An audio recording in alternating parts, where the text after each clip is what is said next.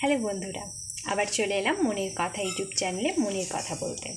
ভালো লাগলে like, comment, share আর অবশ্যই সাবস্ক্রাইব করো। তোমরা দেখছো কিন্তু সাবস্ক্রাইব না করে চলে যাচ্ছ।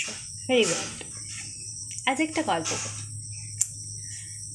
একটা মেয়ে মাধ্যমিকে ভালো রেজাল্ট করার পর উচ্চ মাধ্যমিকে সায়েন্স নিয়েছিল।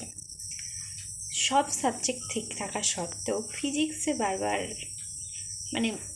মার্কস হচ্ছিল না, কিন্তু সে চেষ্টা সারেনি। বারবার চেষ্টা করতে থাকে, বারবার ফেলিওর আসতে থাকে এবং তার জন্য একটু টিচারদের বকাবকিও খায়। ফাইনালি যখন এইচএস দেয় তখন খুব টাফ কোয়েশ্চেন হয়েছিল, খুব টাফ। সেটা একজন ইউনিভার্সিটির টিচার কোয়েশ্চেন করেছিলেন এবং খুব টাফ। সেটা একটা এইচএস লেভেলের কোয়েশ্চেন ছিল না, বাট সেই মেয়েটা হাইয়েস্ট পেয়েছিল। শুধু স্কুলের মধ্যেই নয়, চারপাশে অনেকের থেকেই যারা ফিজিক্সে প্রচুর ভালো সেরকম স্টুডেন্টদের থেকেও হাইয়েস্ট পেয়েছিল এবং প্রায় 88 থেকে 90-র মধ্যে মার্কস পেয়েছিল 100-এ।